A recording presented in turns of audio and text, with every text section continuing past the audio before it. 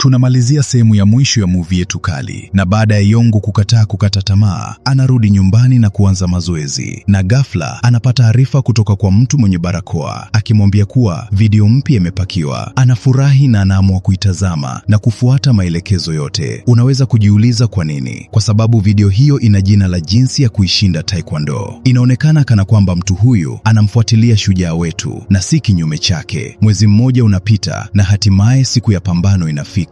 Tunamwona shujaa wetu akiwa na kujiamini na anaenda kukutana na yule mwenda wazimu kama walivyokubaliana, lakini mara tu anapomwona anasema kwamba kukimbia ni nusu ya ujasiri na anakimbia kutoka kwake. Mwenda wazimu huyo anashangaa, lakini anaendelea kumkimbiza hadi anamfuata Yong ndani ya choo. Huko Yong anamngoja na kumwagia maji na kulowesha nguo zake. Hii ni sehemu ya mpango wake wa kujaribu kumchokoza, na kweli mwenda wazimu huyo anakasirika na kuamua kushambulia, lakini anateleza na karibu aanguke chini kwa sababu sehemu nzima imejaa maji. Yong anacheka kwa sababu alikuwa amepanga jambo hilo na amevaa viatu visivyopitisha maji. Anatumia fursa hiyo na kuamua kushambulia kwa nguvu zote, na anafanikiwa kumwangusha chini na kumpiga ngumi moja kali, na kama tunavyojua anampiga na kuponda uso wa yeyote anayemjia. Anakumbuka mafunzo ya mtu mwenye barakoa na anamshika mwenda wazimu huyo kwa shingo ili kumnyonga na kumlazimisha kukata tamaa na kujisalimisha. Anafikiri atashinda pambano hilo, lakini kwa bahati mbaya mwenda wazimu huyo anavua kiatu chake na kujinasua kutoka kwake. Anaamua kumfanya ajutie jambo hilo na anampiga teke kwa mguu wake na kumwangusha chini. Anamsogelea akijua mwisho wake umekaribia. Shujaa wetu anaogopa na hajui afanye nini. Mwenda wazimu huyo anakaa karibu naye, jambo linalomfanya amkumbuke mtu anayemjua. Tukio la nyuma linaonyesha kwamba aliwahi kuona wanyanyasaji wakimpiga mwanafunzi asiye na msaada na akamhurumia na kuamua kumsaidia. Alipigana nao wote na kuwashinda, akiponda nyuso zao na kuwashinda wote ndani ya sekunde chache. Hakuna mtu aliyeweza kumgusa. Wakati huo, mwanafunzi huyo asiye na msaada alivutiwa na nguvu zake na akaendelea kumfuata ili kumshukuru, na akamwomba amfundishe kupigana ili aweze kujitetea. Mwenda wazimu huyo alilazimika kukubali ili aweze kujilinda, lakini baadaye aligundua kwamba mwanafunzi huyo aliingia kwenye pambano na kundi la wanyanyasaji peke yake, na kwa bahati mbaya walimpiga na kumuua. Tangu wakati huo amekuwa akihisi hatia. Anaamka kutoka kwenye kumbukumbu zake na anamwambia Yong ajisalimishe au atawamaliza marafiki zake, na anampiga mguuni ili amfanye akate tamaa na kujiondoa. Lakini shujaa wetu ambaye anakataa kufanya hivyo, anasisitiza kuendelea kupigana hadi mwisho. Anavumilia maumivu na anasimama ili kujaribu kuwalinda marafiki zake. Mwenda wazimu huyo anakasirika na kuamua kutumia mbinu yake ya siri na kushambulia kwa nguvu zote. Lakini safari hii Yong anafanikiwa kuikwepa. Anaruka juu na kumshika shingoni na wanaanguka chini, na anaendelea kumnyonga hadi anamfanya apoteze fahamu. Ndiyo, usishtuke, anashinda pambano hilo. Yule mnyanyasaji aliyetengwa anarekodi kila kinachotokea, na wafuasi wanavutiwa na ustadi wake, jinsi anavyobadilika kutoka mwanafunzi dhaifu asiye na msaada kuwa mwanafunzi mwenye nguvu zaidi, na wanaendelea kumshangilia na kutaja jina lake. Lakini kisha tunagundua kwamba mwenda wazimu huyo anacheka, na inakuwa wazi kwamba alikubali kushindwa kwa makusudi, kwa sababu Yong alimkumbusha rafiki yake aliyekufa mbele ya macho yake. Tunajifunza kwamba alipigana na shujaa wetu ili kumfanya aache kupigana na kufunga chaneli, kwa sababu alikuwa anaogopa kwamba angeumizwa na wanyanyasaji na viongozi wa mapambano. Lakini sasa amethibitisha kwamba Yong ni mwenye nguvu tofauti na rafiki yake aliyekufa na anaweza kujilinda. Anapoamka, anamkabidhi saa yake kama zawadi na kumuaga, kisha anaondoka. Wakati huo, Mia anatazama matangazo ya moja kwa moja na anafurahi. Yong yuko salama, lakini ghafla baba yake anaingia na kumwona. Anatambua kwamba ana hisia kwa shujaa wetu na anakasirika na kumwambia akae mbali naye kwa sababu anamwogopa kwa ajili yake. Anasema huyu ni mwanafunzi maskini asiye na msaada, anayenyanyaswa, na ni bora usiwe na uhusiano wowote naye tangu mwanzo. Wakati huo huo, Yong ameketi nyumbani pamoja na timu yake na anashangaa kugundua kwamba chaneli imekuwa zaidi na faida zimefikia milioni 2. Anafurahi kwa sababu anahitaji milioni 1 tu zaidi ili kukusanya gharama za upasuaji wa mama yake. Siku iliyofuata anaenda shuleni akiwa na kujiamini na anashangaa kuona wanafunzi wote wakimsubiri. Wanaendelea kumrekodi kwa sababu amekuwa mwanafunzi maarufu. Kwao yeye ni mwanafunzi handsome ambaye si mtu wa kubezwa kwenye pambano. Anafurahi kwamba maisha yake yamebadilika na hakuna anayemnyanyasa tena. Anaenda kusherehekea na timu yake na wanaenda kwenye bustani ya burudani na kujaribu michezo yote, na wanaendelea kucheza na kutaniana na kutumia muda mzuri pamoja kama ndugu. Kisha wanaenda kwenye maduka kununua nguo mpya, na yule mnyanyasaji aliyetengwa anapendekeza shujaa wetu ajinunulie viatu vipya ili aonekane vizuri mbele ya Mia, lakini anakataa kwa sababu ni vya gharama kubwa, na anaamua kuhifadhi pesa hizo ili amnunulie mama yake koti jipya. Anaenda kumtembelea hospitalini na mama yake anafurahia kujali kwake na anamshukuru. Kisha anaenda kwenye mgahawa kukutana na Mia, lakini anapofika meneja anamwambia kwamba ameacha kazi. Anashangaa na anajaribu kumpigia simu lakini hapokei. Tunajifunza kwamba alimsikiliza baba yake na akaamua kukaa mbali na shujaa wetu kwa kubadilishana na baba yake kumtibu mama yake bure. Anamwona akimsubiri mbele ya nyumba lakini anakataa kukutana naye. Anakumbuka kumbukumbu zake za zamani za utotoni na tunajifunza kwamba kwa kweli alikuwa jirani yake. Siku moja medali yake ilipotea bustanini na aliketi akilia, lakini Yong alimfariji na kusema kwamba hatalala mpaka aipate. Aliendelea kuitafuta mpaka alipomrudishia. Tangu wakati huo amekuwa na hisia kwake. Anaamka kutoka kwenye kumbukumbu zake na anaendelea kulia. Anampenda na hawezi kuketi kando yake, hawezi kumtazama machoni. Analazimika kukaa mbali naye kwa manufaa yake mwenyewe.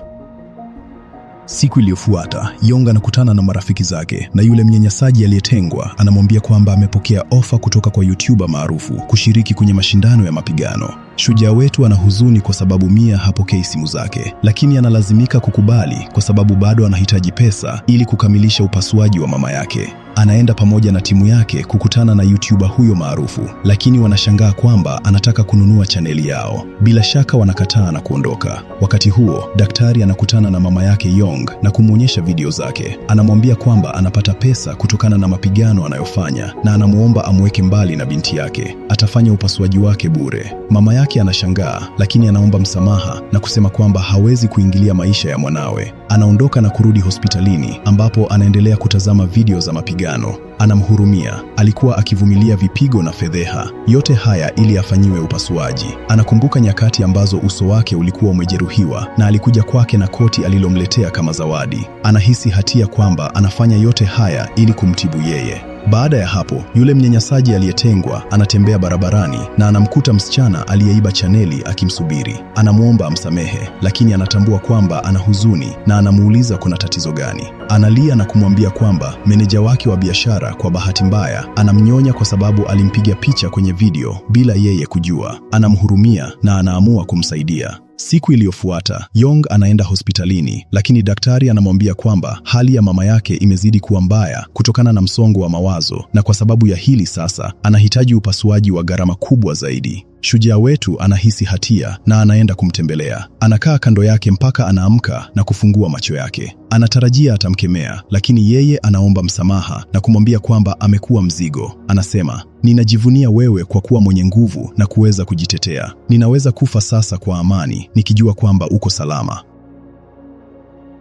Yong anaposikia maneno yake, moyo wake unavunjika. Anaendelea kulia na kuahidi kwamba atafanya upasuaji wake. Anaamua kujihatarisha ili kuokoa maisha yake. Anaenda pamoja na timu yake kwa YouTuber huyo maarufu na anampa changamoto ya pambano. Anakubali kwamba yeyote atakayeshinda atachukua faida zote za chaneli. YouTuber anakubali kwa sababu yeye ni mtaalamu wa sanaa za mapigano. Shujaa wetu anaamua kufanya mazoezi ili kuongeza nguvu zake, lakini anaporudi nyumbani anashangaa kugundua kwamba mtu mwenye barakoa amefuta video zote. Anashtuka na hajui jinsi atakavyoshinda pambano hilo. Wakati huo, Monso anaenda kukutana na YouTuber huyo maarufu na kupiga magoti chini, akimsihi afute changamoto hiyo, lakini anakataa na anasema kwamba atammaliza Yong na anaamuru watu wake wampige. Kwa kweli wanamteka, wakidhani kwamba ni msichana wa kawaida, bila kujua kwamba yeye ni mkali na si mtu wa kukaa kimya. Anajinasua kutoka kwao na anaamua kuwafanya wajutie. Anacheka na kufichua kwamba yeye ndiye mtu mwenye barakoa aliyekuwa akimtumia video shujaa wetu. Anaanza kutumia mbinu zake wake kupigana nao. Anawashambulia peke yake na anapambana nao mmoja baada ya mwingine. Hakuna anayemzidi nguvu na wote wanashangazwa na uwezo wake. Walidhani kwamba alikuwa msichana mrembo asiye na msaada, na wanatambua kwamba yeye si msichana wa kawaida. Wanaogopa na wanamkimbia. Baada ya hapo, Mia anaenda kukutana na shujaa wetu na anamweleza kuhusu makubaliano aliyofanya na baba yake, na anaomba msamaha kwamba analazimika kukaa mbali naye kwa manufaa yake mwenyewe. Hatimaye anampa medali yake na anamkumbusha kuhusu yeye kama yule msichana mdogo aliyemsaidia. Anakiri kwamba anampenda na anaondoka huku akilia. Yong anashtushwa na kile alichojifunza na anaendelea kuishikilia medali usiku kucha bila kujua afanye nini.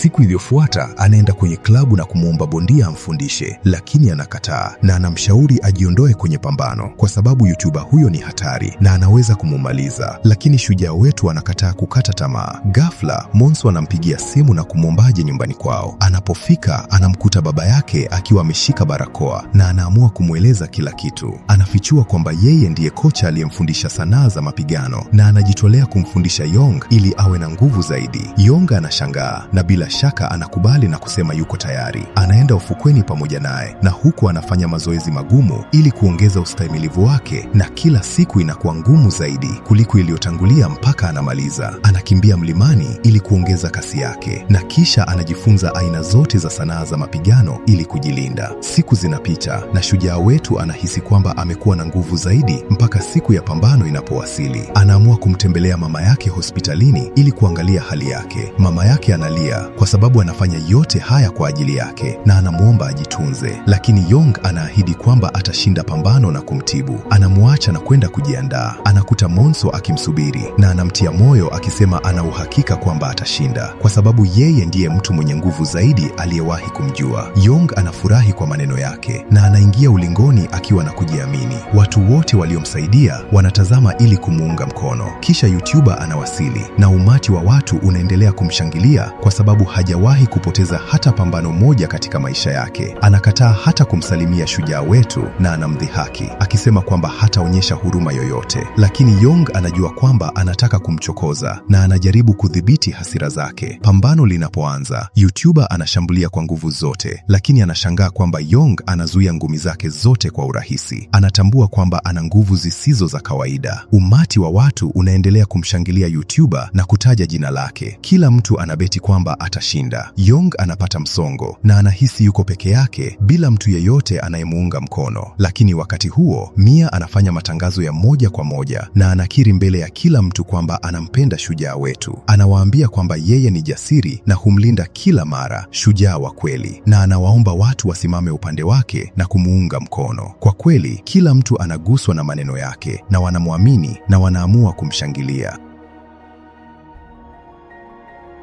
Raundi ya pili inapoanza, shujaa wetu anatambua kwamba watu wengi wanamtazama na wanaendelea kumtumia zawadi na pesa kwa sababu wanamwamini. Anapata hamasa na anaamua kupigana kwa nguvu zake zote na anamshambulia YouTuber huku yeye akiendelea kucheza mbele yake na kumdhihaki. Shujaa wetu anaamua kutumia mafunzo aliyojifunza na anatoa pigo la maamuzi safari hii, lakini kwa sababu ya hili YouTuber anakasirika sana na anashindwa kujidhibiti, na kwa bahati mbaya anaendelea kumpiga shujaa wetu mpaka anaharibu uso wake na kumwangusha sakafuni. Anafikiri kwamba ameshinda, lakini shujaa wetu maskini hajui maana ya kujisalimisha. Kwa bahati nzuri, raundi inaisha kwa wakati mwafaka. Yong anaenda kupumzika na timu yake inajaribu kuzungumza naye na inamwomba ajisalimishe kwa amani kwa sababu anamwogopa, lakini anakataa na anasisitiza kuendelea hata kama huo ndio mwisho wake. Raundi ya mwisho inaanza na anaendelea kupigana na YouTuber na anakumbuka kumbukumbu zake. Anakumbuka nyakati ngumu alizopitia. Anajaribu kumnyonga ili amfanye akate tamaa na kujisalimisha, lakini YouTuber haathiriki. Anaamua kutumia mbinu yake ya siri na anampiga na kumwangusha sakafuni. Mwamuzi anaanza kuhesabu na kila mtu anafikiri kwamba shujaa wetu ameshindwa, lakini Mia anawasili kwa wakati mwafaka na anamuita. Kutoka katikati ya kelele zote, Yong anamsikia na anapata hamasa. Anaamua kuendelea na anafanikiwa kusimama kabla hesabu haijamalizika, lakini safari hii hawezi kumudu kushindwa kwa sababu Mia anamtazama yeye mwenyewe. mwenyewe anamshambulia YouTuber ambaye amejawa na hasira zinazomtawala, na kama tunavyojua, anatoa ngumi moja ya kuangamiza, na YouTuber ambaye anafikiri kwamba yeye ndiye mwanaume wa kweli anaishia kurushwa kama paka wa nyumbani mbele yake. Anampiga na kuharibu uso wa yeyote anayemvamia na kumwangusha sakafuni. Anafanikiwa kushinda pambano. Ndiyo, watazamaji wote wanafurahi na wanashangazwa na kile kilichotokea. Wanaendelea kumshangilia na timu yake inapanda ulingoni na kumkumbatia, na wao pia hawawezi kuamini kwamba amefanikiwa. Wanajifunza kwamba sasa wamekusanya milioni 10 na watafanya upasuaji wa mama yake. Shujaa wetu anafurahi kwamba ametimiza ndoto ya kumtibu mama yake na kuokoa maisha yake. Anaamua kustaafu mapigano na kuishi maisha yake kwa amani, au angalau ndivyo tunavyofikiri, mtazamaji mpendwa, kwa sababu ukweli ni kwamba baada ya ushindi wote ambao shujaa wetu alipata, hawa wote walikuwa askari wadogo tu katika mtandao mkubwa zaidi unaoendeshwa na watu hatari. Ni kweli kwamba shujaa wetu alishinda vita moja, lakini vita halisi vitaanza katika msimu unaofuata.